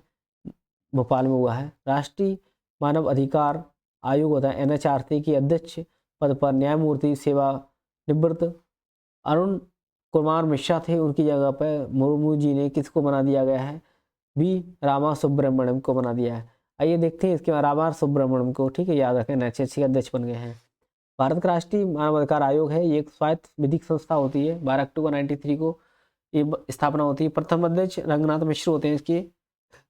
इनकी स्थापना मानवाधिकार संरक्षण, इसके ऐतिहासिक स्रोत का विवरण इस हमें पेरिस सम्मेलन अधिनियम 93 से प्राप्त होता है। यह आयोग देश में मानवाधिकारों का प्रहरी होता है। यह एक बहुत सदस्यीय निकाय है। लोक न्यायालय की शक्तियाँ होती हैं इसमें, बहुत सारे मतलब जो कुछ तो ऑलरेडी डिफेक्टो होते हैं, मतलब पदेन सदस्य हो जाते हैं। जैसे कि बात करें अपन SC आयोग, ST आयोग, OBC आयोग, ठीक है, अल्पसंख्यक आयोग, महिला आयोग, ठीक है, और जो दिव्यांग आयोग होते हैं उनके सदस्य बन जाते हैं, ठीक है। और एक समिति बनती है प्रधानमंत्री की अध्यक्षता में, तो वहाँ से जो होती है राष्ट्रपति द्रौपदी मुर्मू जी अध्यक्ष का चुनाव करती है, जिसमें कि अध्यक्ष होता है, जो समिति में अध्यक्ष होता है कौन? प्रधानमंत्री होते हैं, और गृह मंत्री और उसके सदस्य होते हैं, ठीक है, और लीडर ऑफ अपोजिशन होते हैं, ठीक है, राज्यसभा से और लोकसभा का अध्यक्ष वगैरह। तो इस तरह से समिति बनती है और राष्ट्रपति के माध्यम से इनका नियुक्ति कर दी जाती है। तो वी रामासुब्रमण्यम जी हैं, उनको राष्ट्रीय मानवाधिकार आयोग का अध्यक्ष बनाया गया है। 10 दिसंबर को हर साल अंतर्राष्ट्रीय स्तर पर 10 मानवाधिकार दिवस मनाते हैं, और इसकी जो रिपोर्ट है केंद्र सरकार को प्रतिवर्ष सौंपता है ये, ठीक है। इसको HL दत्तू साहब जो इसके अध्यक्ष रहे, इन्होंने इसको दंत विहीन बाघ कहा है। बहुत इंपॉर्टेंट क्वेश्चन है, दंत विहीन बाघ किसने कहा है मानवाधिकार आयोग को? HL दत्तू साहब ने किया है। यह संविधान द्वारा अनिश्चित और अंतर्राष्ट्रीय संधियों में निर्मित व्यक्तिगत अधिकारों का संरक्षण होता है। देखो, राष्ट्रीय मानवाधिकार आयोग स्वास्थ्य विधिक संस्था है। 12 अक्टूबर 1993 को स्थापना होती है। न्यायमूर्ति रंगनाथ मिश्र के इसके पहले अध्यक्ष थे। संरक्षण, इसके ऐतिहासिक स्रोत का विवरण हमें पेरिस सम्मेलन अधिनियम 1993 से मिलता है। आयोग देश में मानवाधिकार प्रहरी है, बहुत सदस्यीय निकाय है, और लोक न्यायालय की शक्तियाँ मिलती हैं इसको। 72 क्वेश्चन पे आते हैं। गुजरात के बनासकांठा जिले का एक गांव मसाली सीमा के पास स्थित भारत का पहला कौन सा गांव बन गया है? ये सौर गांव बन गया। एक्चुअली मसाली जो गांव है गुजरात का बनासकांठा जिले में, वो भारत का सौर गांव बन गया है। 73 के बारे में बात करें तो महामारी तैयारी का अंतर्राष्ट्रीय दिवस कब मनाया जाता है? 27 दिसंबर को मनाया जाता है। किस उत्सव ने लद्दाख को संस्कृति और एकता से प्रकाशित किया है? लोसर उत्सव। ये क्वेश्चन सीधा आया था, लोसर उत्सव कहाँ मनाया जाता है भैया? लद्दाख में मनाया जाता है, ठीक है। किसने बुंदेलखंड क्षेत्र में गंभीर जल संकट को दूर करने के उद्देश्य से केन बेतवा नदी जोड़ने का आधारशिला रखी है? MPPSC क्वेश्चन में ये बहुत इंपॉर्टेंट क्वेश्चन रहेगा। प्रधानमंत्री नरेंद्र मोदी जी ने केन बेतवा नदी को जोड़ने का आधारशिला रखी है, अभी भी का ये लेटेस्ट बात है। 75 के बारे में बात करें, पुस्तक द अनयील्डिंग जज the life and legacy of justice N Grover का विमोचन किसने किया है? अटॉर्नी जनरल आर वेंकटरमणी साहब ने किया है। ठीक है, इनके बारे में देख लेते हैं। देखो, जस्टिस एन ग्रोवर 1973 के केशवानंद भारती मामले में 13 न्यायाधीश पीठ का हिस्सा थे। कौन? जस्टिस एन ग्रोवर साहब, ठीक है, जिनकी पुस्तक का विमोचन किया है अटॉर्नी जनरल आर वेंकटरमणी ने। केशवानंद भारती मामला देखा ही था, अभी बात कर रहा था मैं 73 में, जो बाघ संरक्षण अधिनियम भी आता है उसी टाइम पे, 73 के टाइम पे। और ये ऐतिहासिक मामला था, इसमें सुप्रीम कोर्ट ने मूल ढांचे के सिद्धांत को बरकरार रखने के लिए बोला था। निर्णय दिया कि संसद संविधान के मूल ढांचे में संशोधन नहीं कर सकती है जिससे इसके मुख्य सिद्धांत सुरक्षित रहें। ठीक है, मूल ढांचे का सिद्धांत का मतलब होता है कि सिद्ध करता है कि संविधान की मुख्य विशेषताओं को संविधान द्वारा संशोधन के द्वारा नहीं बदला सकता है। अटॉर्नी जनरल की भूमिका अगर बात करें तो भारत के अटॉर्नी जनरल से बड़ी जुड़ी जानकारी भारतीय संविधान के अनुच्छेद 76 में दी जाती है। ठीक है, और भारत के अटॉर्नी जनरल को भारत का सबसे बड़ा कानून अधिकारी माना जाता है। अटॉर्नी जनरल भारत का मुख्य कानून सलाहकार होता है, यानी सरकारी सलाहकार होता है। अटॉर्नी जनरल केंद्र सरकार का प्रतिनिधित्व सर्वोच्च न्यायालय में करता है। अटॉर्नी जनरल को केंद्रीय राष्ट्रपति केंद्रीय मंत्रिमंडल को सलाह देने के बाद नियुक्त करती है। अटॉर्नी जनरल राष्ट्रपति की इच्छा तक पद पर रहता है। अटॉर्नी जनरल को सर्वोच्च न्यायालय के न्यायाधीश के रूप में नियुक्ति के लिए जरूरी योग्यताएं पूरी करनी होती है। अटॉर्नी जनरल का वेतन सर्वोच्च न्यायालय के न्यायाधीश के बराबर होता है। कुछ अधिकार के बारे में बात करें, देखो, ये सभी न्यायालयों में सुनवाई करने का अधिकार होता है इसको। अटॉर्नी जनरल को संसद के दोनों सदनों यानी लोकसभा राज्यसभा उनकी संयुक्त बैठक में बोलने और भाग लेने का अधिकार भी होता है। अटॉर्नी जनरल को संसद की किसी समिति में बोलने और भाग लेने का अधिकार होता है। देखो, मेन होते हैं 76 के बोला गया है इसको, और कुछ तथ्यों के बारे में बात की है। 76 वाला क्वेश्चन है, जो राष्ट्रपति ने 5 राज्यों के लिए राज्यपालों की नियुक्ति की है। जैसे कि बात करें, अजय कुमार भल्ला साहब को मणिपुर के राज्यपाल नियुक्त किया है। आरिफ मोहम्मद खान को कानखा बिहार स्थानांतरण कर दिया गया है, यानी बिहार के मुख्यमंत्री केरल से किया गया इनको। और राजेंद्र विश्वनाथ आर्लेकर को केरल स्थानांतरण कर दिया, यानी आरिफ मोहम्मद खान तो जो पहले केरल थे अब उनको बिहार ला दिया गया है। और राजेंद्र विश्वनाथ है पहले केरल बिहार थे, उनको केरल ला दिया गया है। हरिबाबू कंपति को उड़ीसा ला दिया गया है। और जनरल डॉक्टर विजय कुमार सिंह को मिजोरम का राज्यपाल बना दिया गया है। देखो, राज्यपाल की शक्तियों के बारे में बात करें अपन, राज्य के राज्यपाल के पास कार्यकारी, विधायी, वित्तीय और न्यायिक शक्तियाँ होती हैं। कार्यकारी, विधायी और न्यायिक शक्तियाँ, वित्तीय शक्तियाँ होती हैं, लेकिन उनके पास राजनीतिक, सैन्य और आपातकालीन शक्ति नहीं है, जो कि भारत के राष्ट्रपति के पास होती है। राज्यपाल की शक्तियों और कार्यों के बारे में देखा गया कि देखो, कार्यकारी शक्तियाँ, विधायी शक्तियाँ और वित्तीय शक्तियाँ और न्यायिक शक्तियाँ। अनुच्छेद 153 कहता है कि राज्यों के लिए राज्यपाल होना चाहिए। ठीक है, अनुच्छेद कौन सा, जो अनुच्छेद आर्टिकल्स 153 कहता है राज्यों के लिए राज्यपाल चाहिए। आर्टिकल 154 कहता है कि राज्यों की कार्यकारी शक्ति के बारे में बात करता है वो। और राज्यपाल की नियुक्ति के लिए अनुच्छेद आर्टिकल 155 होता है। ठीक है, और आर्टिकल कार्यकाल के लिए बात करें अपन 156 होता है कार्यकाल। और राज्यपाल के रूप में नियुक्ति के लिए अयोग्यताओं के लिए अनुच्छेद 157 होता है। और कार्यालय की शर्तों के लिए अनुच्छेद 158 होता है। और 167 वाला होता है शपथ या प्रतिज्ञान के लिए होता है। कुछ आकस्मिकताओं में राज्यपाल के कार्यों के निर्वहन के लिए 160 होता है। और 161 में राज्यपाल की क्षमा शक्ति होती है। अपन ओनली 61 के बारे में बात करें तो 61 के महाभियोग होता है राष्ट्रपति के लिए।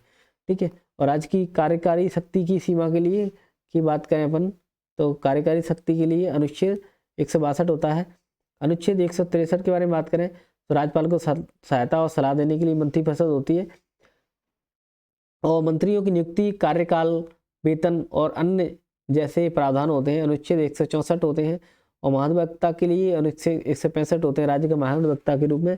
और किसी राज्य की सरकार के कामकाज के संचालन के लिए 166 होता है। और राज्यपाल को सूचना प्राप्त करने आदि के संबंध में मुख्यमंत्री के कर्तव्यों के लिए 167 होता है। राज्य विधानमंडल की सत्र अवसान करना है, विघटन के लिए 174 होता है। और 175 में राज्यपाल को सदन या राज्य विधानमंडल के सदनों को संबोधित करने और संदेश भेजने का अधिकार होता है। और विशेष भाषण हेतु 176 होता है। ठीक है, 176 होता है। इस तरह से दिए गए। देखो, अनुच्छेद 200 के बारे में बात करें तो राज्य विधानमंडल द्वारा पारित विधेयकों पर राज्यपाल की सहमति होती है। और 201 में राष्ट्रपति के विचारार्थ राज्यपाल द्वारा आरक्षक विधेयकों के लिए होता है। अनुच्छेद 213 के बारे में बात करें, अध्यादेश के लिए बात करते हैं। ठीक है, राज्यपाल की शक्ति होती है। ठीक ठीक है। और अनुच्छेद 213 और 123 के बारे में बात करें तो राष्ट्रपति का अध्यादेश होता है। उच्च न्यायालयों की इसको पलट दो, बस 213 123 कर दो तो राष्ट्रपति का अध्यादेश हो जाता है। 213 के बारे में बात करें तो राज्यपाल का अध्यादेश होता है। ठीक है, राज्यपाल की शक्ति होती है अध्यादेश प्रख्यापित करने के लिए। और उच्च न्यायालयों के न्यायाधीशों की नियुक्ति के मामले में राष्ट्रपति द्वारा राज्यपाल को परामर्श के लिए अनुच्छेद 217 होता है। और 233 के बारे में बात करें, राज्यपाल द्वारा जिला न्यायाधीशों की नियुक्ति के लिए अनुच्छेद 233 होता है। राज्यपाल द्वारा राज्य की न्यायिक सेवाओं में व्यक्तियों को जिला न्यायाधीशों के अलावा नियुक्ति के लिए अनुच्छेद 234 होता है। ठीक है, जिले में न्यायाधीश को नियुक्त करना है तो 234 के तहत। 77 के बारे में बात करें, ऐसा के बालू एके को सिया ओसी सेवा लेने के इस्तीफे के बाद कहाँ का प्रधानमंत्री चुना गया? टोंगा का। ठीक है, देखो राजधानी नुको आलोफा जनसंख्या इतनी हो जाती है इसकी ऑलमोस्ट 1,06,51। टोंगा आधिकारिक रूप से टोंगा राजशाही क्षेत्र होता है, दक्षिण प्रशांत महासागर में है। ठीक है, ये जो न्यूजीलैंड वगैरह है ना, ऑस्ट्रेलिया वगैरह वहाँ पर होता है। 169 द्वीप होते हैं इसमें, 36 अवशासित हैं, यानी अवशासित का मतलब राजशाही उत्तर दक्षिण पंक्ति में 800 किलोमीटर तक फैली हुई है, जिसमें 26 सदस्य 17 निर्वाचित हुए और 9 वंशानुगत राजाओं के द्वारा वहाँ से नोबल्स के द्वारा चुने गए हैं। 78 नंबर का क्वेश्चन है कि राज्य सचिव राजेश कुमार सिंह ने पूर्व प्रधानमंत्री अटल बिहारी वाजपेयी की जयंती और सुशासन के दिवस पर क्या लॉन्च किया है? राष्ट्र पर्व वेबसाइट और मोबाइल ऐप। ठीक है, कौन सा राष्ट्र पर्व वेबसाइट और मोबाइल ऐप, कौन से सुशासन दिवस पर? किसको? अभी बताया था 25 दिसंबर को। और किसको वित्त मंत्रालय में नए राजस्व के रूप में सचिव की रूप नियुक्ति किया है? अरुणेश चावला जी को राजस्व सचिव के रूप में वित्त मंत्रालय में। इस देश ने वाइल्ड ईगल को 250 वर्ष बाद राष्ट्रीय पक्षी घोषित किया, अमेरिका ने, यूएसए ने। किस पूर्व प्रधानमंत्री डॉक्टर मनमोहन सिंह भारतीय राजनीति अर्थशास्त्र में एक महत्वपूर्ण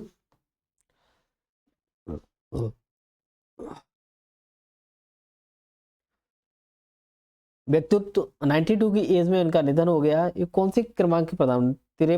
13वां और 14वां। ठीक है, दोनों क्रमांक के प्रधानमंत्री थे पूर्व प्रधानमंत्री डॉक्टर मनमोहन सिंह, 13वें नंबर और 14 नंबर की, यानी 2004 से 2014 तक प्रधानमंत्री रहे हैं। इनके बारे में कुछ बातें हैं, जैसे कि बात करें अपन, ब्रिटिश भारत के पंजाब में 26 सितंबर 1932 को उनका जन्म होता है। निधन इनका 26 दिसंबर 2024 को 92 साल की उम्र में दिल्ली में निधन हो जाता है। माता अमृत कौर होती है, पिता गुरमुख सिंह कोहली होते हैं। इनकी पढ़ाई के बारे में बात करें अपन, देखो 57 से 65 तक चंडीगढ़ स्थित पंजाब विश्वविद्यालय में अध्यापक रहते हैं ये। 1969 से 1971 तक दिल्ली स्कूल ऑफ इकोनॉमिक्स में अंतर्राष्ट्रीय व्यापार के प्रोफेसर होते हैं। 1976 में दिल्ली के जवाहरलाल नेहरू विश्वविद्यालय में मानद प्रोफेसर होते हैं। 1982 से 85 में आरबीआई के गवर्नर बनते हैं। 85 से 87 तक योजना आयोग के उपाध्यक्ष बनते हैं। 90 से 91 तक भारतीय प्रधानमंत्री के आर्थिक सलाहकार बनते हैं, नरसिंह राव टाइम है ना। और 91 में नरसिंह राव के नेतृत्व वाली कांग्रेस सरकार में वित्त मंत्री बनने। उस टाइम एलपीजी रिफॉर्म होता है ना, लिबराई प्राइवेटाइज और ग्लोबलाइजेशन, इन्होंने ही स्टार्ट किया था। 91 में असम से राज्यसभा के सदस्य चुने जाते हैं। 94 में दूसरी बार सदस्य चुने जाते हैं राज्यसभा से। और 96 में दिल्ली स्कूल ऑफ इकोनॉमिक्स में मानद प्रोफेसर होते हैं। और 99 में दक्षिण दिल्ली से लोकसभा चुनाव लड़ा, लेकिन हार गए थे वो 99 में। और 2009 में तीसरी बार राज्यसभा सदस्य और सदन में विपक्ष के नेता बनते हैं। 2004 में भारत के प्रधानमंत्री बनते हैं। इसके अतिरिक्त उन्होंने अंतर्राष्ट्रीय मुद्रा कोष और एशियाई विकास बैंक के लिए भी काफ़ी महत्वपूर्ण काम किया है, क्योंकि बहुत अच्छे अर्थशास्त्री थे। जैसे ही सिद्धू अपने डायलॉग में बोलता है कि आप तो मतलब भविष्यवाणी करता निकले थे। ठीक है, क्या कितनी जीडीपी जाएगी, कितनी नहीं जाएगी, है ना। तो पुरस्कार और एक अर्थशास्त्री बहुत अच्छे अर्थशास्त्री थे। ठीक है, पुरस्कार और सम्मान के बारे में बात करें, सन 1987 में उपरोक्त पद्म विभूषण के अतिरिक्त भारत के सार्वजनिक जीवन में डॉक्टर सिंह को अनेक पुरस्कार सम्मानित दिए गए। जैसे कि बात करें 2002 में सर्वश्रेष्ठ सांसद का पुरस्कार दिया है। 95 में इंडियन साइंस कांग्रेस का जवाहरलाल नेहरू पुरस्कार मिलता है। 93-94 का Asia money award for finance minister of the year. 94 का euro money award for the finance minister of the year. 1956 में इनको 96 होता है, कैम्ब्रिज विश्वविद्यालय का एडम स्मिथ पुरस्कार मिलता है। डॉक्टर सिंह ने कई राष्ट्रीय और अंतर्राष्ट्रीय संगठनों में भारत का प्रतिनिधित्व किया है। अपने राजनीतिक जीवन में 91 से राज्यसभा के सांसद तो रही है, 98 तक 2004 में संसद के विपक्षी नेता भी रह चुके हैं वो। विवाद घोटाले के बारे में बात करें, देखो 2G स्पेक्ट्रम घोटाला और कोयला आवंटन से इनका नाम जुड़ा हुआ है, क्योंकि अभी अपोजिशन की जो लीडरशिप है, पार्टी है, तो इस टाइप से क्वेश्चन स्वाभाविक से बन जाते हैं। 2G स्पेक्ट्रम घोटाला कोयला आवंटन इससे जुड़े हुए हैं। 82 के बारे में बात करें अपन, किसने अपने सबसे किफ़ायती Jetson Orin nano super generative AI supercomputer launch किया है? NVIDIA ने किया है। 83 का क्वेश्चन होता है कि राष्ट्रीय परीक्षण और प्रमाणन प्रयोगशालाओं के लिए राष्ट्रीय प्रत्यान बोर्ड, जो गुणवत्ता परिषद भारत है ना का एक घटक बोर्ड है, का अध्यक्ष किसको बनाया गया है? डॉक्टर संदीप शाह को बनाया गया है। 84 का क्वेश्चन है, किसने फुल KYC PPI धारकों को गूगल पे और फोन पे जैसे थर्ड पार्टी ऐप्स के माध्यम से UPI भुगतान करने और प्राप्त करने की अनुमति दी है? RBI ने। 85 का, जिमी कार्टर कहाँ के 39वें राष्ट्रपति और नोबेल पुरस्कार विजेता है जिनकी 100 वर्ष की आयु में निधन हो गया? अमेरिका के हैं जिमी कार्टर साहब, ठीक है। और हाल ही में किसने MCC की मानद क्रिकेट सदस्यता स्वीकार की है? सचिन तेंदुलकर, ठीक है। देखो MCC के बारे में बात करें तो MCC दुनिया का सर्वश्रेष्ठ खिलौनों में से एक है। मेलबर्न क्रिकेट ग्राउंड जैसे प्रतिष्ठित खेल स्थल प्रबंधन करता है। मानव सदस्यता क्रिकेट के प्रति असाधारण योग्यता को मान्यता देती है। और सचिन तेंदुलकर उपलब्धियों की बारे में बात करें अपन, टेस्ट क्रिकेट के बारे में बात करें, देखो 1989 में पाकिस्तान के खिलाफ कराची में 16 साल की उम्र में इन्होंने पदार्पण किया था। 200 टेस्ट मैच खेले हैं, तो 15,921 रन बनाए हैं, और 51 टेस्ट शतक है इनकी, और 68 अर्धशतक हाफ सेंचुरी इनकी। 46 टेस्ट विकेट लेकर गोल्डन आर्म का उपनाम अर्जित किया है। अंतिम टेस्ट इनका नवंबर 2013 वानखेड़े में होता है। वनडे कैरियर के बारे में बात करें इनके, तो दिसंबर 1989 में पाकिस्तान के खिलाफ गुजरावाला में पदार्पण होता है। 463 वनडे मैच खेले उन्होंने, 18,426 रन बनाए हैं इन्होंने, 49 शतक हैं, 96 अर्धशतक हैं। आखिरी वनडे मार्च 2012 पाकिस्तान के खिलाफ खेला था। एकमात्र T20 मैच खेला उन्होंने 2006 में दक्षिण अफ्रीका के खिलाफ जोहान्सबर्ग में, ठीक है। 87 का क्वेश्चन है, किस छात्रा ने 7 महाद्वीपों के सबसे ऊंचे शिखरों की फतेह पार कर दी है, इतिहास रच दिया है? सबसे कम उम्र की महिला बन गई है। काम्या कार्तिकेयन इनका नाम, क्या नाम है? काम्या कार्तिकेयन, ठीक है। देखो बात क्या, अफ्रीका की कौन सी चोटी है? माउंट किलिमंजारो तंजानिया में पड़ती है। यूरोप की माउंट एल्बरस रूस में पड़ती है। ऑस्ट्रेलिया की माउंट कॉसियुस्को पड़ती है ऑस्ट्रेलिया में। दक्षिण अमेरिका की माउंट एंकागुआ अर्जेंटीना में आती है। अमेरिका की माउंट डेनाली USA में आती है। एशिया की माउंट एवरेस्ट नेपाल में आती है। और अंटार्कटिका माउंट विल्सन अंटार्कटिका में आती है, ठीक है। अगला है क्वेश्चन, हाल ही में सबसे तेज 200 टेस्ट विकेट लेने वाले गेंदबाज कौन है? जसप्रीत बुमराह जी बने हैं। 89 का क्वेश्चन है, पुरुष ICC पुरुष test cricket of the year के लिए किन किन का नाम नामांकित किया है? जसप्रीत बुमराह, जो रूट, हैरी ब्रूक और कमेंडू मेंडिस। किसी टाइप से कोई 3 का नाम दे देगा, पूछ ले कौन किसको नहीं मिला है test cricket of the year, है ना? तो 4 लोगों को मिला है, जसप्रीत बुमराह, जो रूट, हैरी ब्रूक, कमेंडू मेंडिस। देखो जसप्रीत बुमराह के बारे में बात करें, 24 में 71 विकेट लेकर नेतृत्व किया इन्होंने। पर्थ में एक महत्वपूर्ण कप्तानी प्रदर्शन किया था, ठीक है। और ऑस्ट्रेलिया के दौर में उत्कृष्ट प्रदर्शन किया है। जो रूट ने 5वीं बार टेस्ट में 1000+ रन बनाए हैं, जिसमें पाकिस्तान में कैरियर की सर्वश्रेष्ठ 262 रन की पारी भी शामिल है। हैरी ब्रूक बहुत अच्छा कैरियर रहा है इनका, मतलब अच्छे खासे रन बनाए उन्होंने इंग्लैंड के लिए। कमेंडू मेंडिस बहुत ही अच्छे शानदार स्पिनर है श्रीलंका के। हजरत ख्वाजा मोइनुद्दीन चिश्ती का 813वां उर्स कब मनाया आयोजित किया जाएगा? 28 दिसंबर 2024 को आयोजित किया गया है। कौन सा? 813वां उर्स, ठीक है। उर्स मतलब त्यौहार होता है। ख्वाजा मोइनुद्दीन चिश्ती, इनके बारे में देख लेते हैं। क्या मोहम्मद गोरी के साथ में भारत में आए थे, ठीक है। प्रसिद्धि की शांति प्रेम सद्भाव के उपदेश के लिए जाने जाते हैं, ठीक है। और 1101 के सूफी होते थे, सूफी चिश्ती वगैरह होते थे, ठीक है, सूफी संत होते थे। तो 1141 में जन्म होता है और 1236 में मृत्यु हो जाती है इनकी। भारत में सूफी चिश्तीवाद, है ना, इनकी नींव रखने वाले। उन्हें गरीब ए नमाज या अजमेर शरीफ, इनकी जो दरगाह अजमेर में ना, इसलिए अजमेर शरीफ या गरीब ए नमाज कहा जाता है। तो इस टाइप से 90 क्वेश्चन, बहुत ही जो इम्पोर्टेंट क्वेश्चन है वो सारे कवर हो गए हैं। तो थैंक यू, जय हिंद, जय भारत। हमारा जो चैनल है एग्ज़ाम अध्ययन, इसको प्लीज़ लाइक शेयर सब्सक्राइब कीजिएगा। आई होप इसमें मैंने जो स्टैटिक वाला पोर्शन ऐसे है कि यहाँ से बात करें अपन अंटार्कटिका में भाई कौन सी चोटी आती है, यूएसए में कौन सी चोटी आती है, अफ्रीका में कौन सी चोटी आती है।